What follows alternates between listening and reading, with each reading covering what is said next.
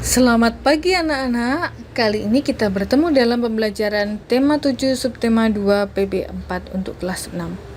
Adapun tujuan pembelajaran kita yaitu yang pertama, kalian mampu menjelaskan cara-cara menjaga kebersihan alat reproduksi pada masa pubertas. Kemudian kalian dapat membuat karya berisi cara menjaga kebersihan alat reproduksi pada masa pubertas. Lalu dapat mengidentifikasi unsur-unsur teks pidato. Dan yang terakhir dapat mengidentifikasi peran Indonesia dalam bidang sosial budaya di ASEAN. Mari anak-anakku, kita memasuki pembelajaran kali ini. Sudin akan mengikuti lomba pidato. Dia mempersiapkan diri dengan baik, termasuk mengenakan pakaiannya nyaman. Mengapa Sudin harus mengenakan pakaiannya nyaman? Tentunya Sudin sudah memasuki masa pubertas. Berikut ada sebuah bacaan cara menjaga kesehatan reproduksi pada masa pubertas. Nantinya kalian akan mengetahui bagaimana cara menjaga kebersihan pada masa pubertas. Pada masa pubertas terjadi perubahan pada remaja pria dan remaja putri. Pada masa ini produksi hormon meningkat. Peningkatan produksi hormon ini menyebabkan aktifnya kelenjar minyak dan kelenjar keringat. Aktifnya kedua kelenjar ini dapat mengakibatkan jerawat dan tubuh berbau kurang sedap. Berikut adalah cara-cara menjaga kebersihan dan kesehatan alat reproduksi.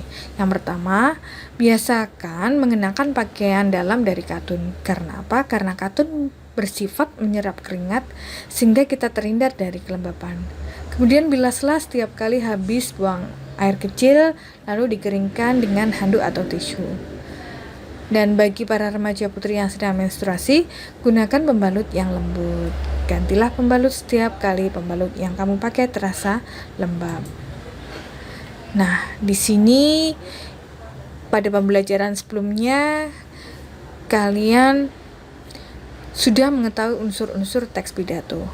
Berikut akan Ibu berikan contoh membaca teks pidato. Teks pidato ini yang dibuat atau yang pernah dibaca oleh Sudin. Selamat pagi Bapak, Ibu, dan teman-teman semua. Hari ini kita akan saling berbagi cerita dan pengalaman tentang persatuan. Saya akan menyampaikan kisah saya mengenai persatuan. Lalu, saya akan belajar dari kisah teman-teman. Menurut saya, persatuan itu sangat penting. Karena dengan bersatu, tugas-tugas yang harus kita kerjakan akan menjadi lebih mudah. Dengan adanya persatuan pula, kita dapat belajar dari perbedaan-perbedaan yang ada. Saya telah mengalami dan merasakan sendiri betapa bergunanya persatuan. Sekolah saya adalah sekolah yang murid maupun gurunya berasal dari daerah yang berbeda-beda. Beberapa teman saya adalah anak dari Indonesia Timur. Bahkan kepala sekolah saya, Pak Weli, juga berasal dari sana.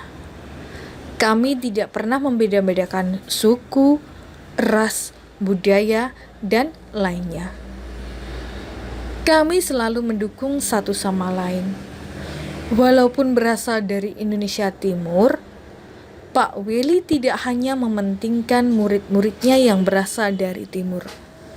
Pak Weli tidak ragu untuk juga mempercayai kemampuan murid-muridnya yang berasal dari tanah Jawa untuk maju.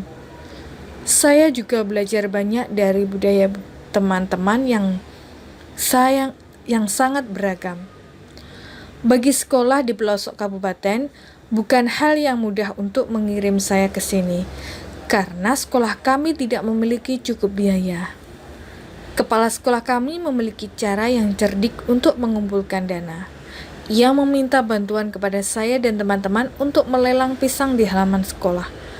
Para pembelinya merupakan pejabat-pejabat di daerah, Pak Bupati, Pak Camat, Pak Lurah, bahkan Ketua RW dan Ketua RT hadir mendukung. Meskipun hanya saya yang datang ke sini, namun di belakang saya semua ikut berpartisipasi. Itulah mengapa saya sudah merasakan bahwa persatuan sangat penting dan berguna. Itulah pengalaman saya tentang persatuan. Bagaimana cerita teman-teman? Saya juga ingin mendengar dan belajar dari cerita kalian. Terima kasih. Nah, anak-anak, itu tadi contoh pembacaan teks pidato. Kalian dapat mengidentifikasi ada tidaknya unsur-unsur yang ada dalam teks pidato. Kemudian kalian bisa mencentangnya dalam kolom yang tersedia. Selanjutnya kita juga akan belajar tentang kerjasama negara-negara di Asia Tenggara, khususnya adalah negara ASEAN. Kerjasama dalam bidang budaya negara ASEAN ditandai dengan pembentukan komunitas sosial budaya negara-negara ASEAN.